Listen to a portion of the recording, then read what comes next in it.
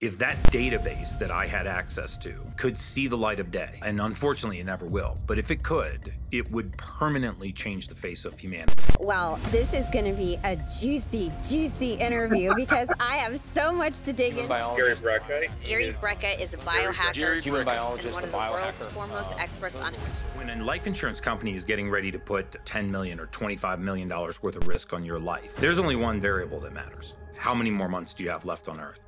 The reason why people were not living longer, healthier, happier lives was not pathology, was not disease, was not some catastrophic illness that they had. It was for things that we called modifiable risk factors. And I was prohibited by law from contacting the patients. So even if I saw life-threatening drug interactions, I could not contact the patient to warn them. If I had been able to just pick up the phone and talk to that patient, I could have added on average 7 years to their health span. Do you ever think that there could be some sort of regulation to make that data available publicly so that we could save more lives?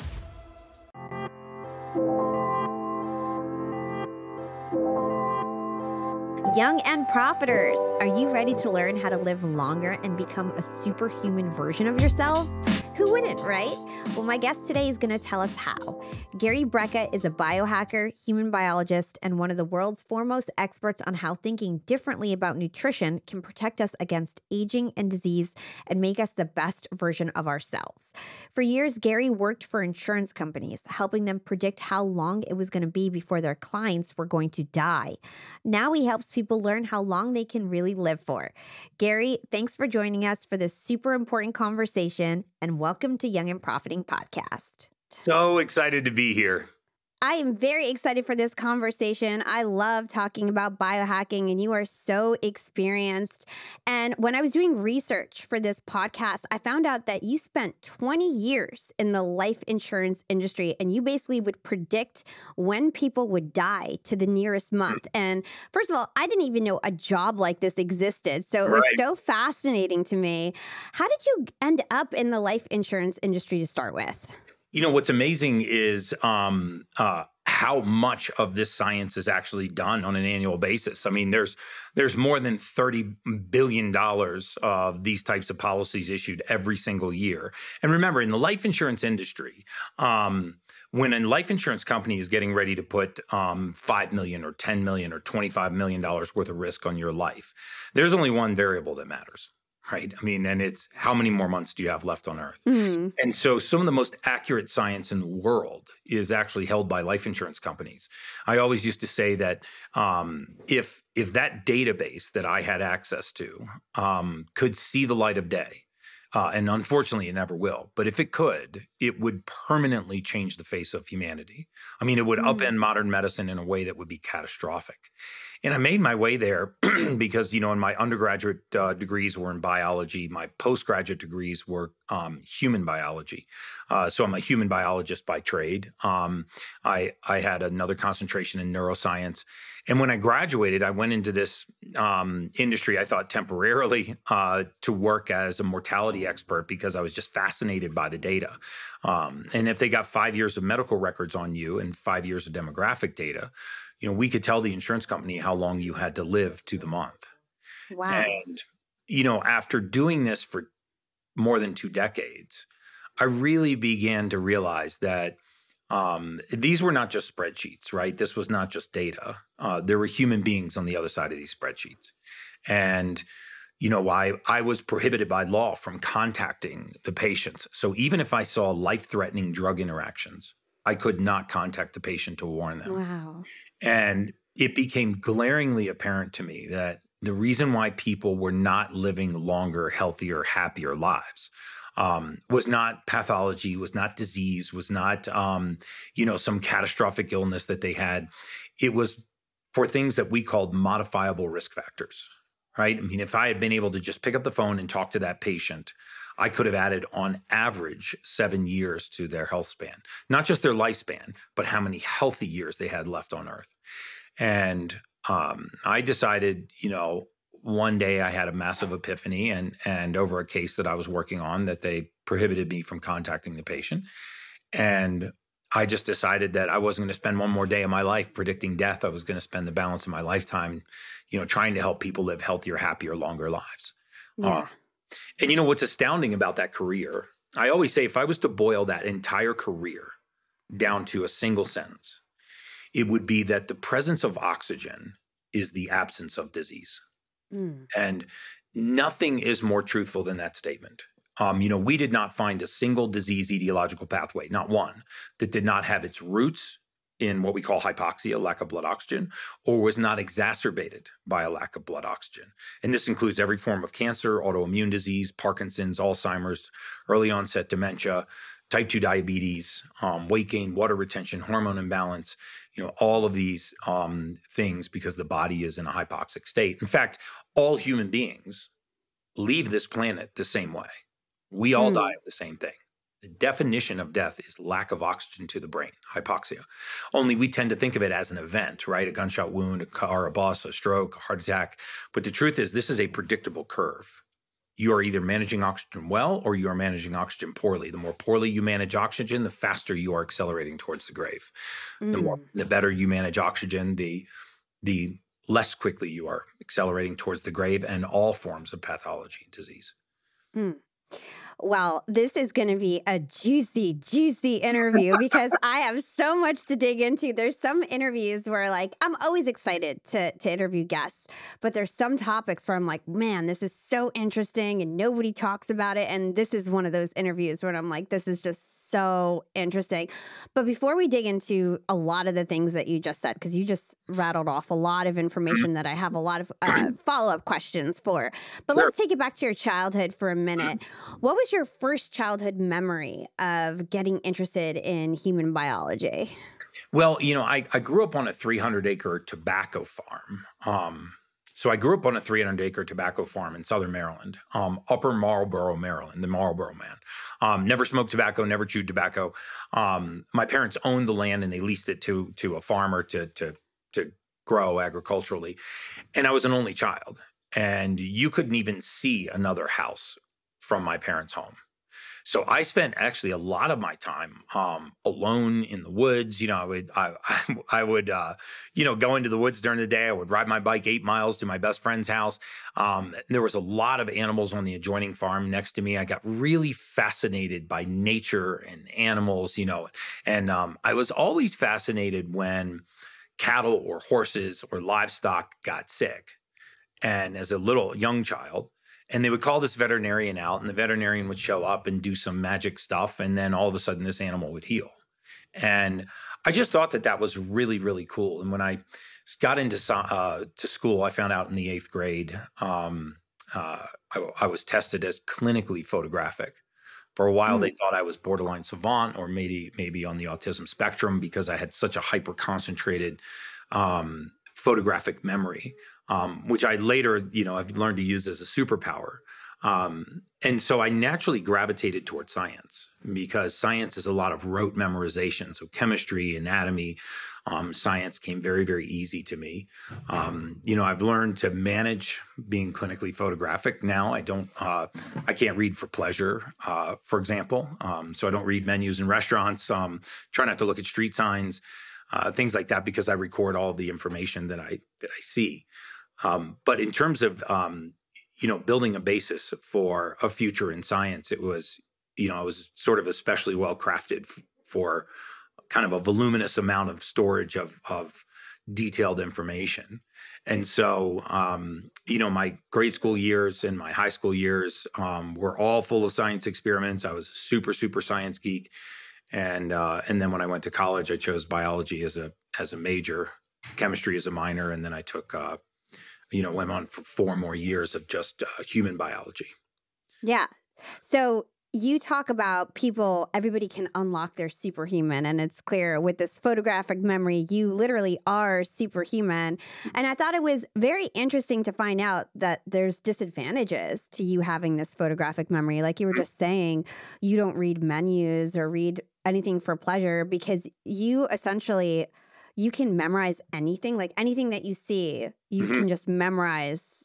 That's so awesome. Like I don't take the seat back magazine out of the pocket in front of me on a flight, because 3 months later I'll tell you where the sales center is for a condo project in Sao Paulo.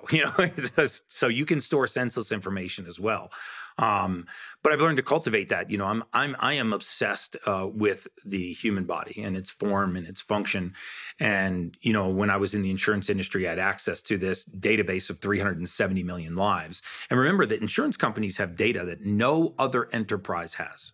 No other medical enterprise, not even the federal government, the CDC, the National Institute of Health, because an insurance company knows the day, the date, the time, the location, and the cause of death for 370 million lives.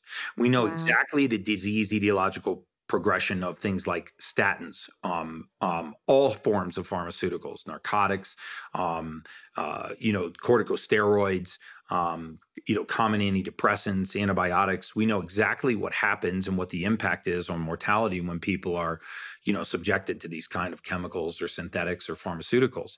And, if you really want to look at health trends, follow the life insurance industry, because they have data on what terminates people's lives, and they have voluminous amounts of that data. Remember, they bet tens of millions of dollars on a single risk factor. Wow. And so, that was naturally fascinating to me, until I really had this sort of moral epiphany about, wasting my life predicting death instead of spending my life impacting life.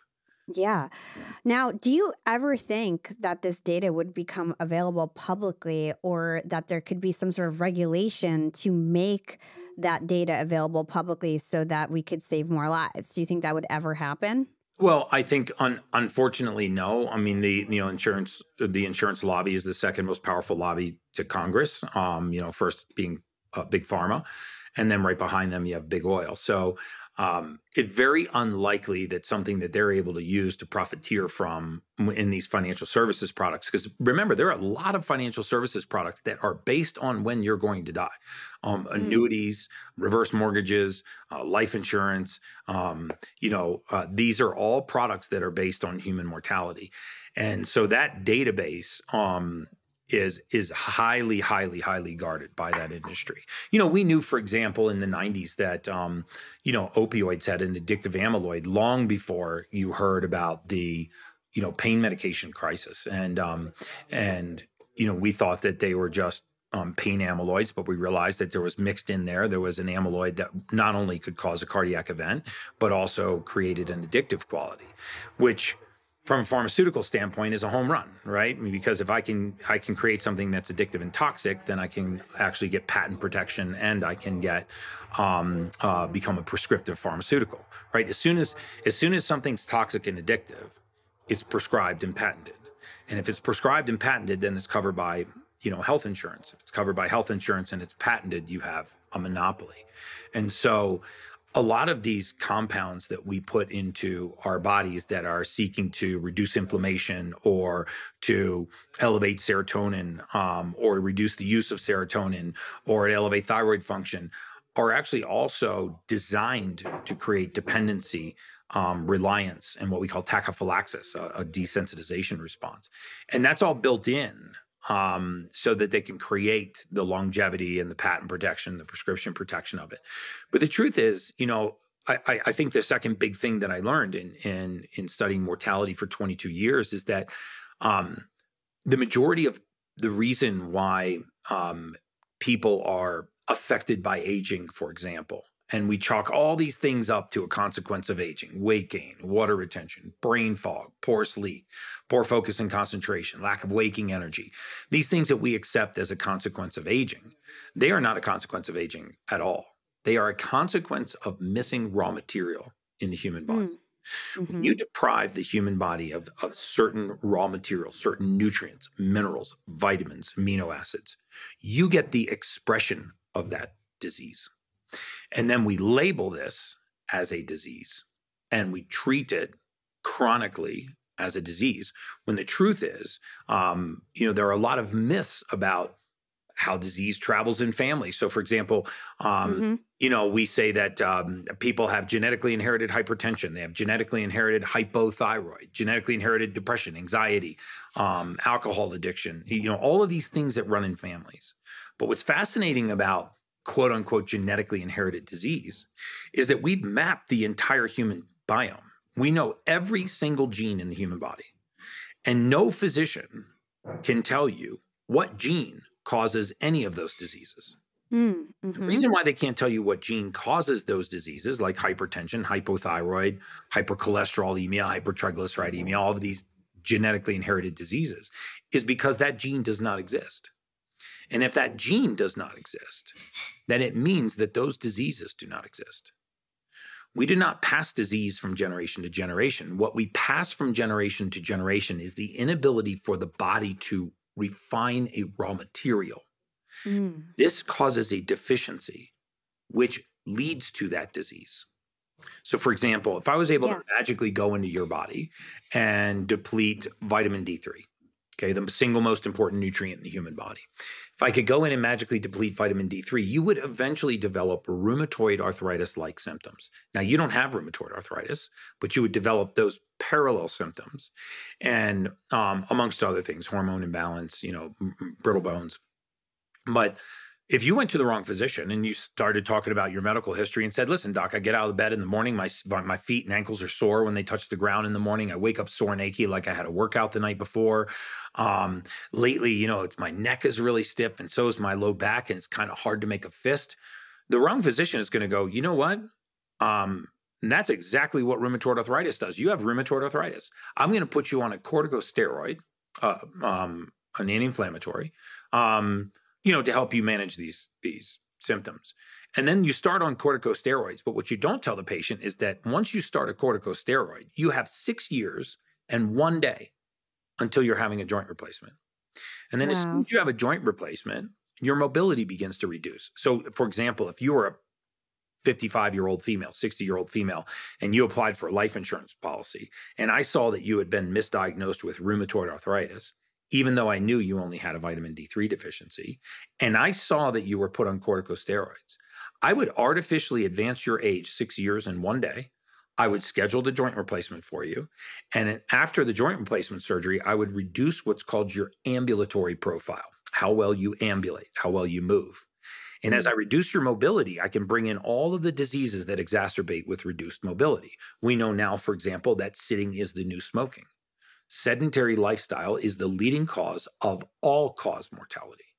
And so now that I advanced those diseases that you never would have had, now you end up succumbing to a disease you never would have had because you were diagnosed with a condition that you didn't have, put on a medication that was not required, which caused a surgery that was unnecessary and led for your passing 7 years earlier than you should have passed. And I can give you hundreds and hundreds and hundreds of examples like this.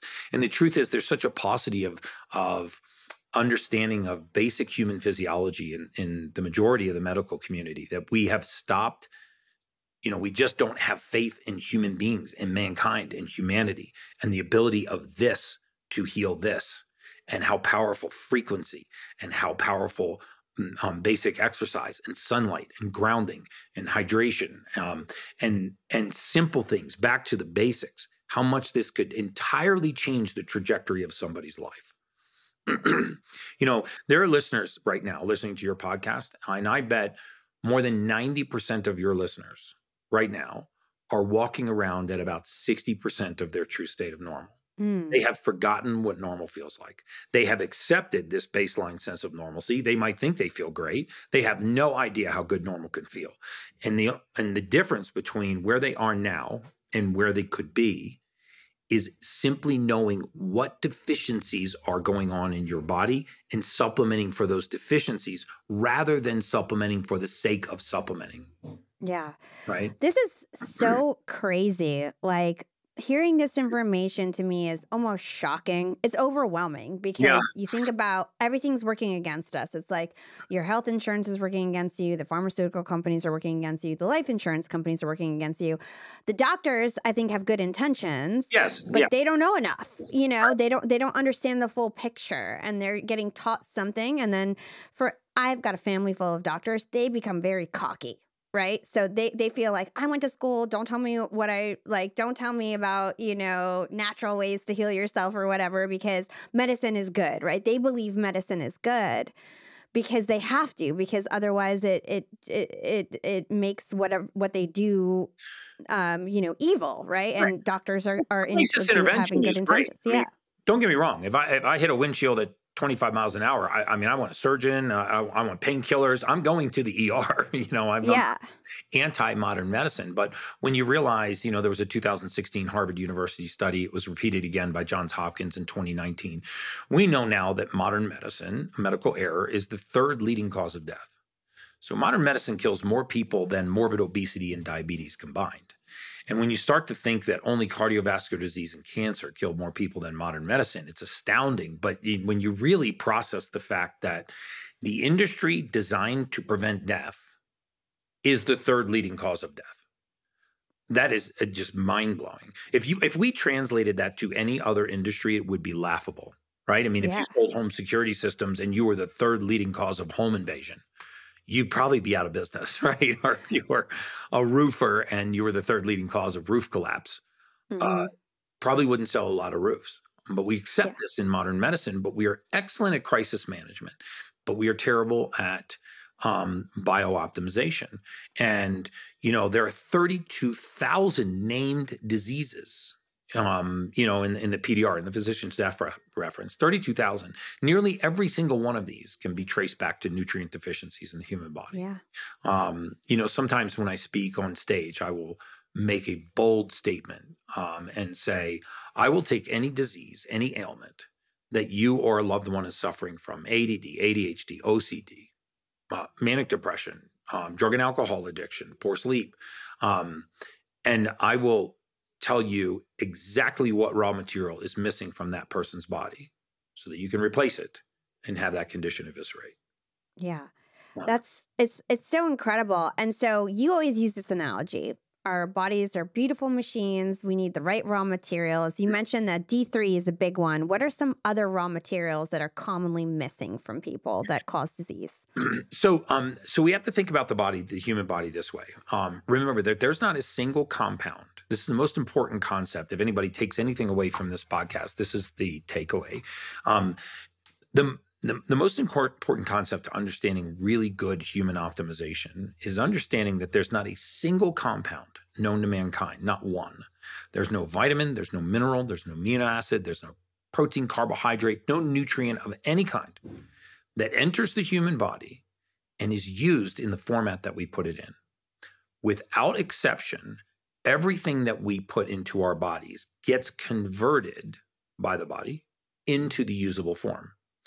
This process is called methylation. So it's like we pull crude oil out of the ground, right? But you cannot put crude oil into your gas tank because the car doesn't understand that fuel source. Once crude oil is refined into gasoline, now the car can run because it understands that fuel source. Human beings are no different. So we put all kinds of compounds into our body. Let's take the number one nutrient in the human diet, folic acid, for example. So folic acid, for the record, is an entirely man-made chemical, right? It is a synthetic chemical. We make it in a laboratory. It does not occur anywhere naturally on the surface of the earth. You cannot find folic acid anywhere in nature. But we've been thought to believe that folic acid is a necessary nutrient. It's the most prevalent nutrient in the human diet, by the way. It's in all white flour, all white rice, all white bread, all white pasta. It's in all grains of any kind. And we don't call these foods sprayed with folic acid. We call them fortified or enriched. Let's take just folic acid for a moment. Well, we know that when folic acid enters the body, it's useless until the body converts it into something called methylfolate. Now the body can use it. Well, what if, like 44% of the population, you have a gene mutation called MTHFR? I don't want to cuss on your podcast, but it's affectionately called the motherfucker gene. It actually stands for methylene tetrahydrofolate reductase, but everybody calls it the motherfucker gene because it's MTHFR. And 44% of the population, including 44% of your listeners, have this gene mutation. Well, if you have this gene mutation, you cannot convert the most prevalent nutrient in the human diet into the form your body can use. So what does this mean? This means that the level of folic acid skyrockets and the level of necessary methylfolate declines. Now you have a deficiency. What are some of the expressions of that deficiency? Well, depending on how severe this gene mutation is, nearly everyone that has this gene mutation reports some form of anxiety. So if you either suffer from anxiety or you know somebody that's suffering from anxiety, if you ask them these 3 questions, you can prove very quickly that it is not coming from a cluster of symptoms in their outside environment. It is coming from their physiology. And the first question is, have you had this on and off throughout your lifetime? Most people will say yes. The second question is, can you point to the specific trigger that causes it? Most people that suffer from chronic anxiety will tell you, no, I cannot point to the specific trigger that causes it. I can be driving home from work on an otherwise innocuous day. I can be overwhelmed with anxiety. It can be at dinner with my friends and start having just these feelings of anxiety. There's your second clue that it's coming from your physiology and not your outside environment. And the third question is, if you've tried anti-anxiety medications, did they work? And they'll say no. They made me feel like a zombie. So now, how could this deficiency in methylfolate cause this anxiety condition? By the way, it's the same with depression. It is the same with ADD and ADHD, which are not attention deficits at all. They're attention overload disorders. They're not attention deficit disorders. And so when you break down the physiology of what is anxiety, well, it's an excess rise of something called catecholamines. These are fight or flight neurotransmitters. And we think that we need to have the presence of a fear in order to feel fear. That's absolutely not true, right? If you drove home tonight and you got out of your car and somebody was standing in front of you with a knife, that's an obvious, very real fear. And you would have a fight or flight response. Your pupils would dilate, your heart rate would increase, your extremities would flood with blood. But I'm here in my log cabin, and if you can't tell, I'm in Pitkin, Colorado. I'm at 10,500 feet. I could be laying in that bunk bed right there, and I could start thinking about getting eaten by a shark. Now, the chances of a shark making it 10,500 feet up into the mountains and biting me in that bed are 0, but I could have the exact same response. So how is it that I can have fight or flight response to the presence of a fear and a fight or flight response without the presence of a fear? In fact, without even the chance that that fear would come true. This is because of a rise in something called catecholamines. Deficiency in methylfolate does not allow us to metabolize these fight or flight neurotransmitters.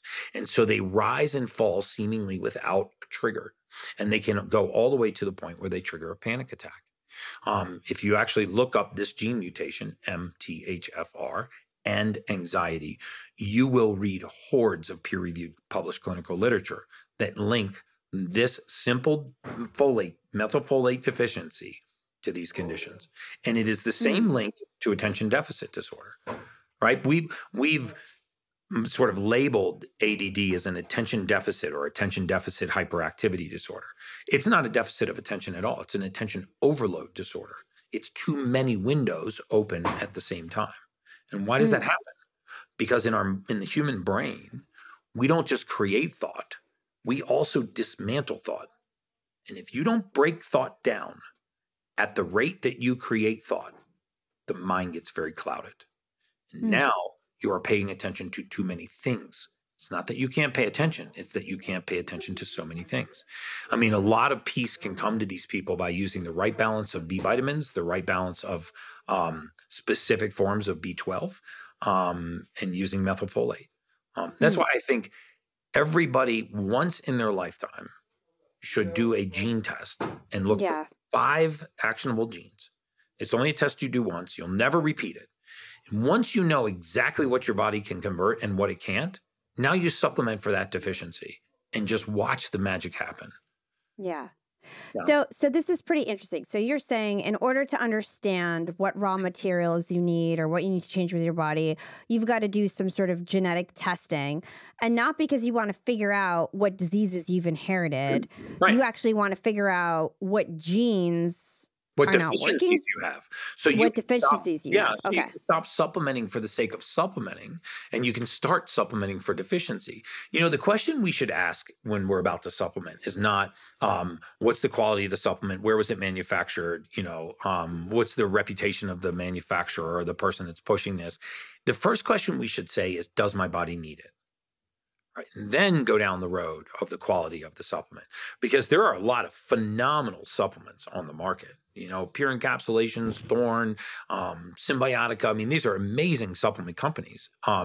And the products that they manufacture, including my own at 10X Health, are products lots of people need, but not everyone needs the same thing. Yeah. And so once you unlock that deficiency in your body, you're on your way to a state of optimization that you never thought possible. I mean, patients or clients of mine, I'm not a doctor, clients of mine, tell me all the time, they're like, oh my God, Gary, I feel amazing. And I just remind them, you actually don't feel amazing. Not to burst your bubble. That's what normal is supposed to feel like. You just forgot how normal is supposed to feel. You just forgot how good normal feels. It's so incredible. So I recently interviewed the CEO and founder of 23andMe, and I see this whole movement of medicine just going D2C, right? Everybody's just going direct to consumer. Have you ever met Ann Wojcicki? I'd love to introduce you guys, because I think you guys, I think that she would be amazing for you to meet, because you guys have so many similarities in terms of the outcome and the goals that you guys have. Yeah. But you came from totally different angles in terms of how you got there. So I think you guys would have an awesome conversation. Yeah, I'm definitely going to introduce you. Yeah. Yeah.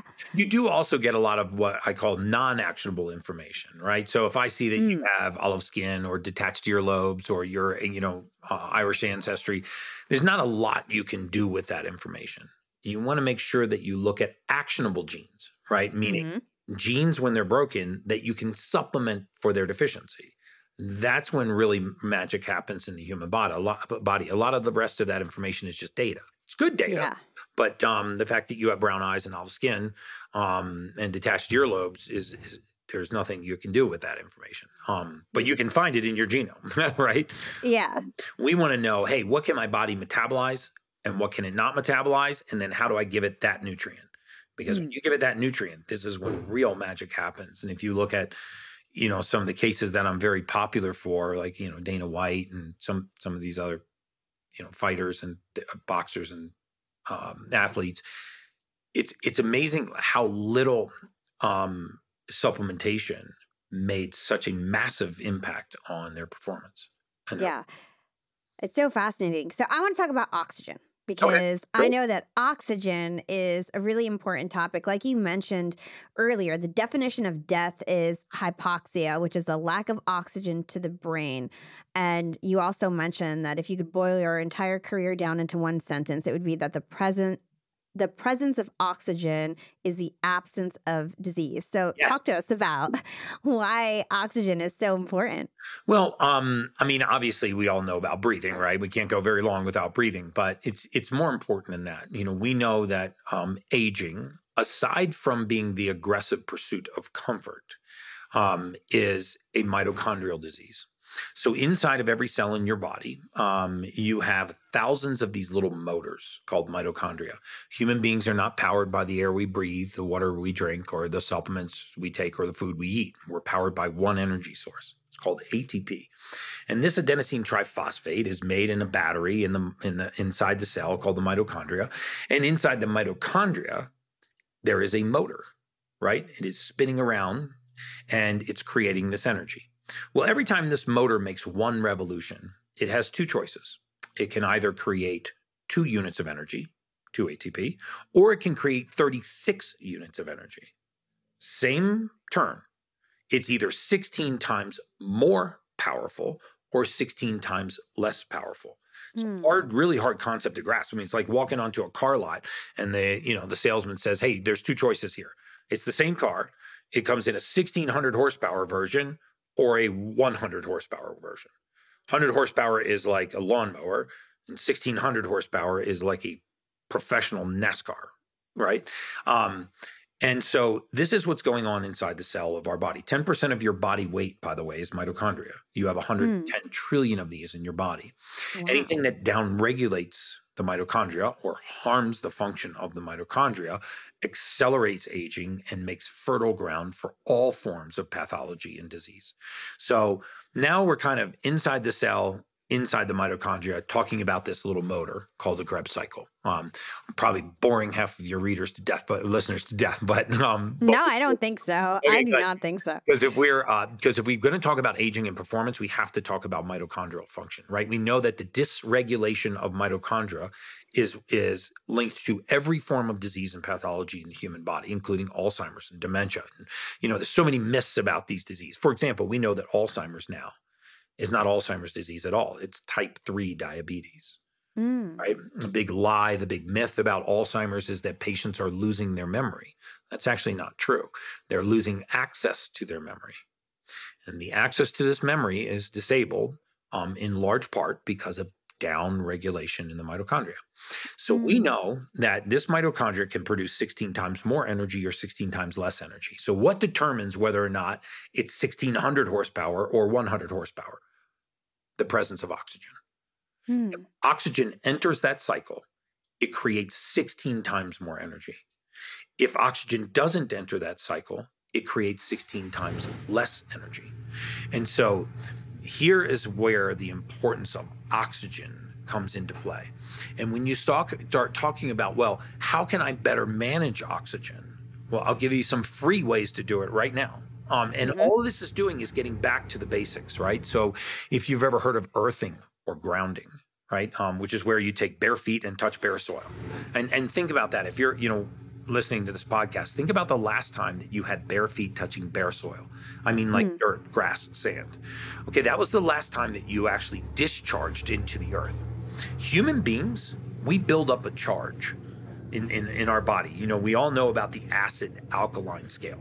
Well, pH stands for potential hydrogen. It is a charge. If you want to change the pH of the body, you don't drink alkaline water. That was the biggest marketing myth ever sold to the public. You cannot make the body alkaline by drinking alkaline water. If you want to make the body alkaline, you change the charge. How do you change the charge? You run a low Gauss current through the body. There's two ways to do this. There's a way that you can pay for, and there's a way that it's free. If you want to pay for it, you buy a PEMF mat, pulse electromagnetic field, right? And you lay on that mat 16 to 30 minutes a day. You just put it in your bed, and every morning that you wake up, you will wake up alkaline. It will alkalize all 32 trillion cells in your body. If you don't want to spend $5,000 on a PEMF mat, then take your shoes off 6 minutes a day and come in contact with the surface of the earth, right? Because magnetism in the earth will change the polarity in your body. It will change the polarity of the surface of every cell in the body. And what will happen is, instead of cells sticking together because they have opposite charges, they will repel because they have the same charge. Why is that important? Because if I can increase the surface area of the cell, now the cell can exchange with its environment, eliminate waste, repair, detoxify, regenerate. And this also increases the surface area to absorb oxygen from the bloodstream. So magnetism is one way to improve the oxidative state of the body. The second is oxygen itself, right? This is why sedentary lifestyle is the leading cause of all-cause mortality, because we are getting less oxygen and therefore less circulation. The majority of these pathologies and diseases too have a circulation component. So I tell people that to learn to do an 8-minute breath work technique. I borrowed it from Wim Hof. I'm not the purveyor of this technique. He's the father of modern breath work. If you go to my Instagram, I do tutorials on Instagram all the time about breath work. But you can wake up in the morning. You can do 8 minutes of breath work, 3 rounds of 30 breaths with a breath hold in between.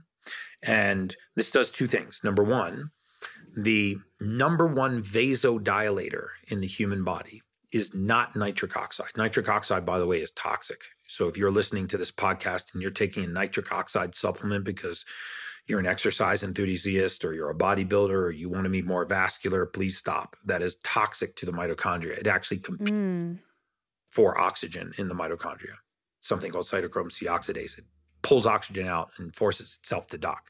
The major vasodilator in the human body is carbon dioxide. Carbon dioxide causes our veins to dilate.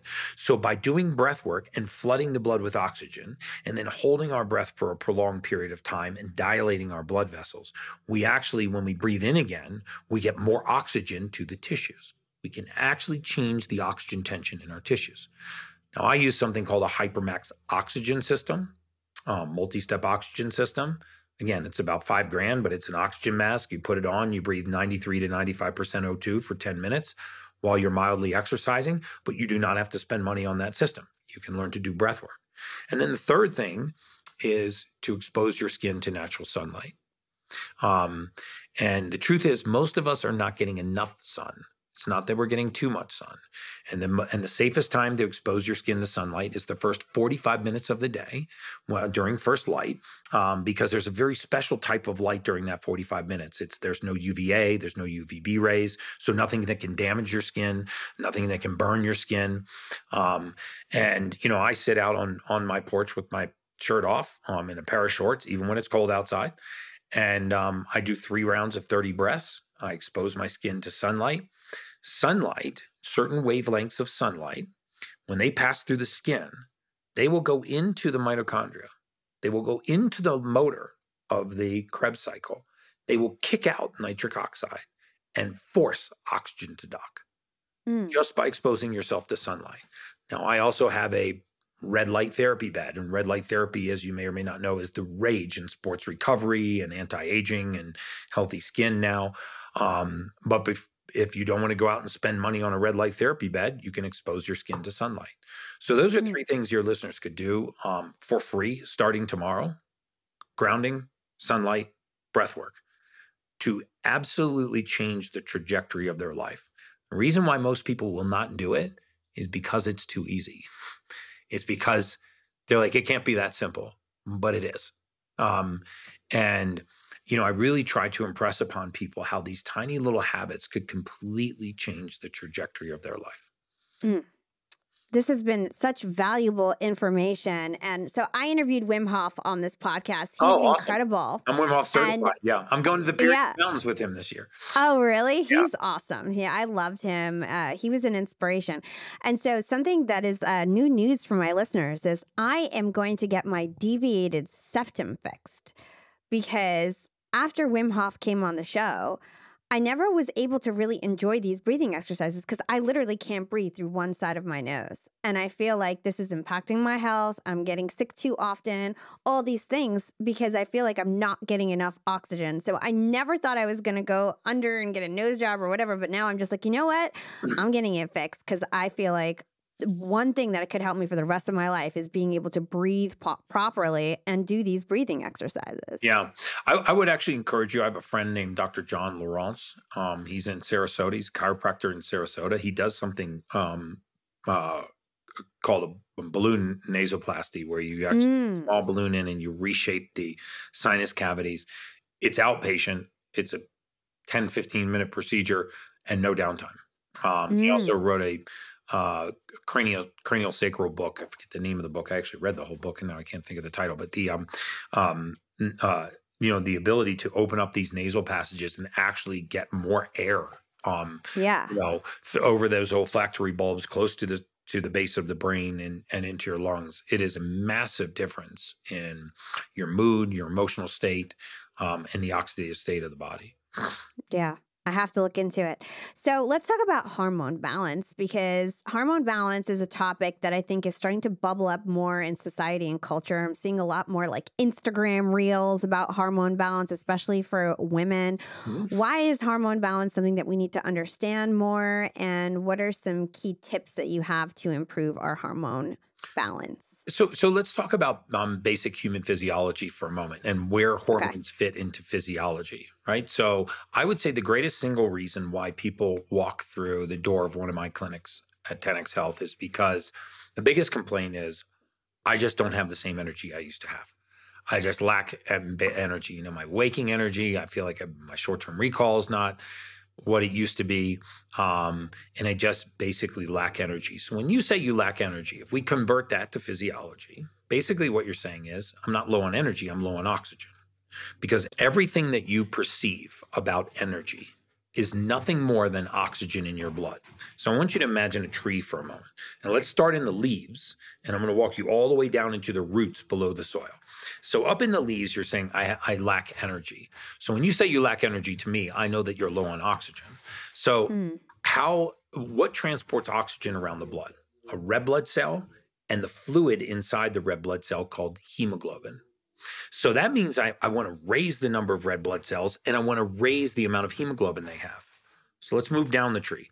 Where do I go to get more red blood cells and more hemoglobin? Well, I go to the factory that makes red blood cells and hemoglobin, and that's the bone marrow. So now I get to the factory and I want to increase its production. How do I increase its production? Well, the boss of the bone marrow is the hormone testosterone. In men and women, the primary role of testosterone is not male characteristics. It's not deep voice, aggression, facial hair, muscles. It's none of those things. In men and women, the primary role of testosterone is to put pressure on the bone marrow to increase red blood cells. It's called erythropoiesis. So if I'm deficient in testosterone, I'm very likely deficient in red blood cells and hemoglobin. So how do I raise testosterone? I don't just start taking testosterone. I go further down the tree and I find out, what is testosterone made from? It's made from something called DHEA. And you can get your DHEA tested. If you are clinically deficient in DHEA, you will be deficient in testosterone. If you are deficient in testosterone, your bone marrow will produce less red blood cells and hemoglobin. If you produce less red blood cells and hemoglobin, you will be low on oxygen. If you are low on oxygen, you'll be low on energy. So that now let's just go right through the soil into the root. What is DHEA made from? Vitamin D3. So the first thing we want to do before we start talking about taking hormones is we want to make sure that our D3 is in the optimal range and our DHEA is in the optimal range. Because 70% of the clients that we see that are deficient in hormones do not need hormones. They need the raw material for the body to make hormones. So D3 and DHEA will raise testosterone, raise the pressure on the bone marrow, improve red blood cell and hemoglobin levels, and improve your oxidative state. Amazing. So let's switch gears and talk about sugar for a minute. Is sugar Root our of all kryptonite? evil. Yeah, it's our kryptonite when becoming superhuman. So the truth about sugar is that, first of all, we have to understand that the brain, as sophisticated as we'd like to think it is, it's actually not. The brain is very primal. And you know what the brain cares about? The brain cares about survival. And the brain is kind of nasty, right? It's like the little Kim Jong-un of dictators. It sits up there. It takes everything for itself, right? If the brain wants calcium, it will leach it from the bones. If it needs amino acids, it'll strip it from lean muscle. And if it wants sugar, it will activate a receptor on the back of the tongue called the RF1A2 receptor. This is a very special receptor because things have to be swallowed to trigger this receptor.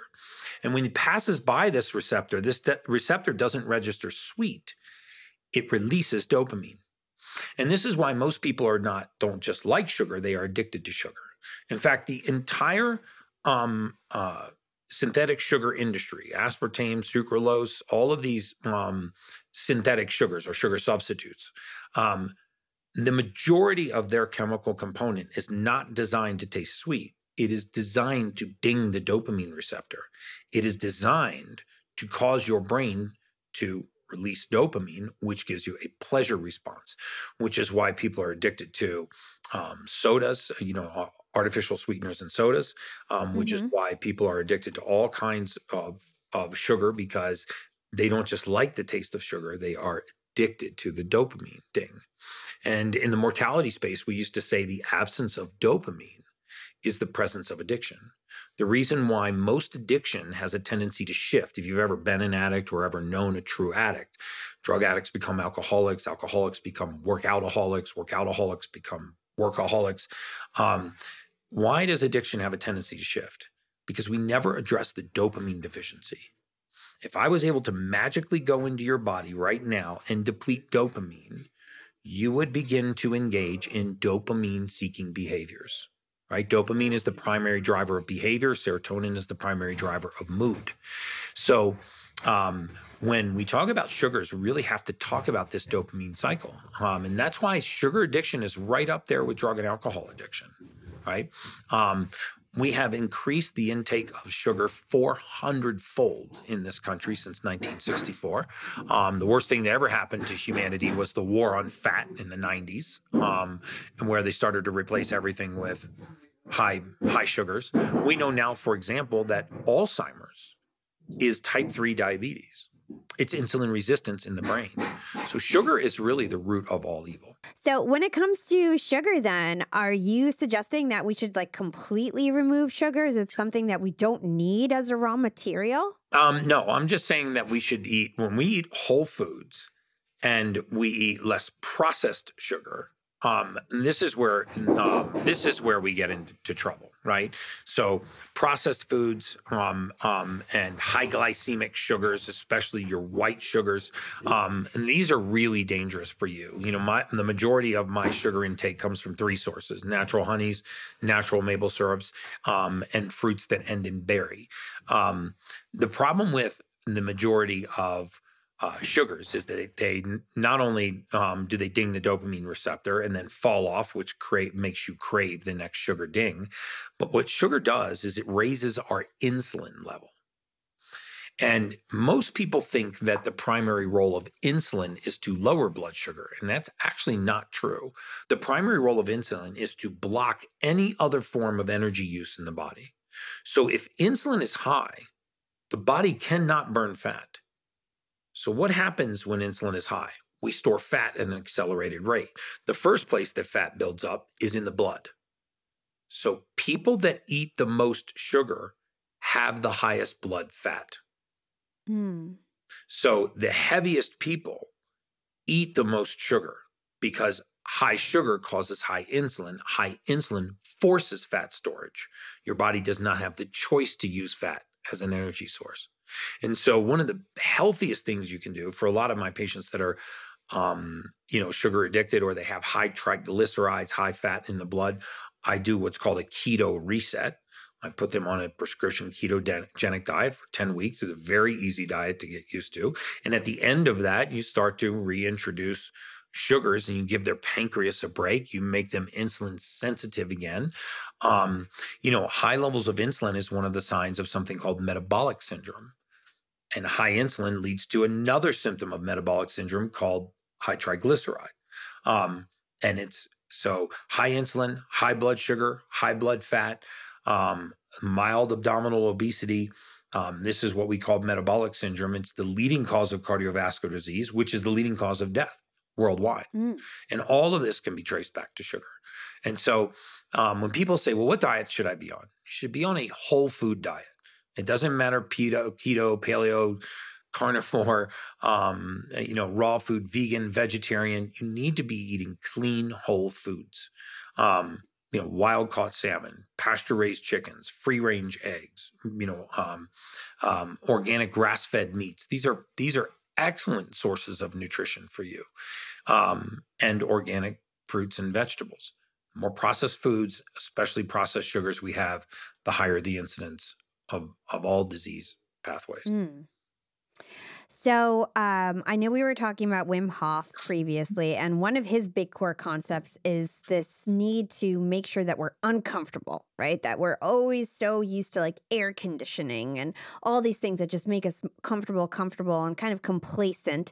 You also agree that aging is the aggressive pursuit of comfort. Yes. The more we aggressively seek comfort, the faster that we age, is something that you say. Correct. So talk to us about the need to be uncomfortable sometimes. Well, there's a process in the human body called hormesis.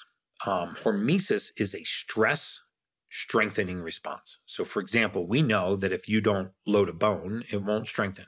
If you don't actually tear a muscle, it won't grow. If you don't challenge the immune system, it will weaken. And so we've got to stop telling grandma not to go outside. It's too hot, not to go outside. It's too cold, just to lay down, just to relax, to eat at the very first pang of hunger. This is collapsing all of our defense mechanisms. Not to get like political or alienate half your audience or anything, but one of the worst things that happened to us during the pandemic was social distancing, residential quarantining, and masking.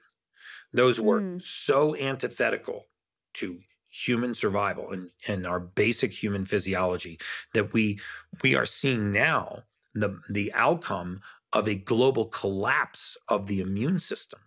So when you take human beings out of contact with other human beings, when you force them into their residences, when you mask them up, when you social distance them, when you don't expose them to daily pathogens, and viruses and bacteria, what happens is the immune system starts to weaken.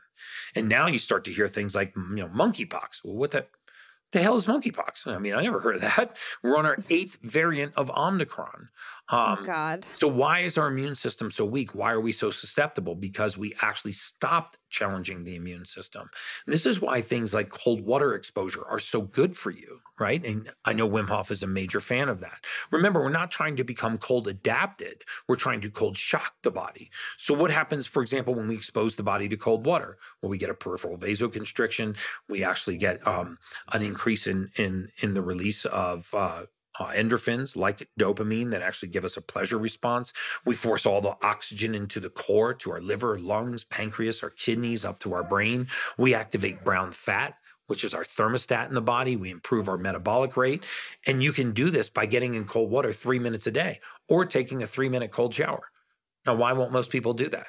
Because it's uncomfortable. We don't like to go outside because it's too hot. We don't like to go outside because it's too cold. We like to just lay down and relax because that's comfortable. When we stress the body, it has a hormetic response and it strengthens. And so the reason why I say aging is the aggressive pursuit of comfort is that most people just, they don't, they avoid exercise or high temperatures or low temperatures or cold exposure or all of these things because they just don't want to be uncomfortable. So as we close out this interview, Gary, first of all, I feel like I need to have you back on the podcast. And I have this, I keep thinking about having this panel of you, Wim Hof, and Ann Wojcicki, somewhere live one day, because it would be some incredible conversation. That's all I keep thinking about as you talk. I would love to close out with a few of your favorite stories of how you've basically transformed, people's lives. I know that you have a lot of celebrity clients like the UFC president Dana White, but whatever examples you want to give of how you've actually transformed people's lives through all that you work with human biology. Well, my favorite stories are where you take a myriad of seemingly unrelated symptoms, right? So think about all these symptoms people have as like spokes on a wheel. Weight gain, water retention, poor sleep, hormone imbalance, lack of focus, lack of concentration, low waking energy, poor libido. And it seems like the whole world's going to hell in a handbasket. And what I always try to do is I look for the hub. Where do all of these things meet? So for example, Dana White just disclosed on my podcast very publicly my work with his mother-in-law. And she's a 79-year-old woman, beautiful woman, was, diagnosed with 3 very significant conditions, early onset dementia, peripheral neuropathy, and congestive heart failure. When you ask yourself, where do all of these meet, right? So the clinical team and I sit around. Remember, I'm not licensed to practice medicine, so, eventually there is a physician involved that is licensed to practice medicine. Where do all these things meet? They all meet at circulation. If I reduce circulation to periphery, I get the symptoms of peripheral neuropathy. If I reduce circulation to the brain, I get the symptoms of early onset memory loss or early onset dementia. If I reduce circulation to the heart, I get the expression of congestive heart failure. And so these are not independent of one another. They all meet at this core of circulation. So we use things like oxygen baths, hydrogen water, filtration systems for her to drink hydrogen water, resveratrol, to increase blood flow, and simple raw materials and nutrients to improve the blood flow and circulation. 65 days later, after she was diagnosed with these conditions, she no longer qualified for those diagnoses. And there's so many people that are listening to this program right now that have some kind of condition going on in their body. And they've been told they have hypothyroid, or they've been told they have hypertension. And they've just accepted that diagnosis, and now they subscribe to a lifetime medication.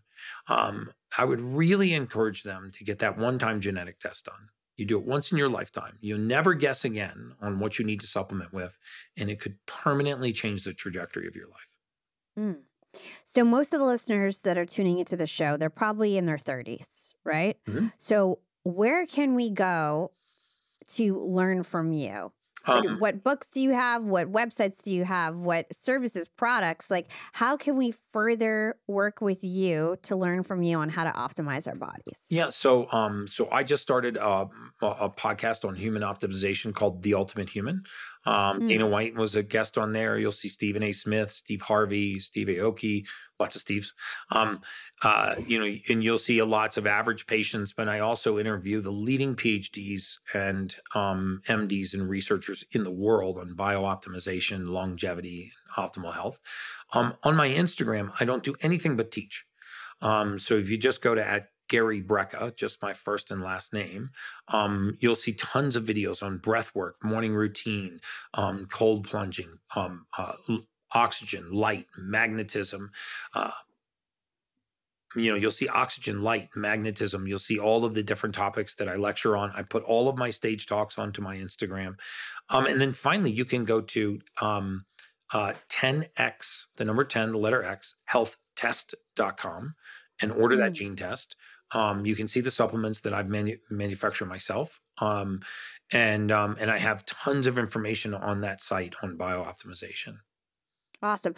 And are you in business with Grant Cardone? He also came on this podcast, 10X Health. Yeah. Is he an investor or something? Yes, it was Streamline Medical Group was my company 8 years ago. Grant acquired it, and now he and I and my wife and Brandon Dawson are partners in 10X Health. Oh, awesome. He's been looking amazing. Oh, yeah. He was one of my early success stories, right? One of my earliest clients. And, Grant does not look, act, or perform like a 65-year-old man. No. Right. No. He'll run circles around most 25-year-olds. So the last two questions I ask all my guests are the same. And then we do something fun at the end of the year. So the first one is, what is one actionable thing our young and profiters can do to become more profitable tomorrow? Find something that you would otherwise do for free and monetize it. And what is your secret to profiting in life? And this can go beyond business, financial, but what is your secret to profiting in life? My secret to profiting in life is really kind of aligning my purpose with my passion. I'm passionate about the human body and human physiology, and my purpose is to change the face of humanity. And because those two are so aligned, I know this sounds so altruistic and cheesy, but it's true. I don't feel like I work a day in my life. This podcast did not feel like work. I really enjoyed this podcast. I mean, and when I get off the phone, I've got a dozen calls lined up with clients and patients and my clinical team, and none of that feels like I'm excited to get off of this podcast and get on those calls. So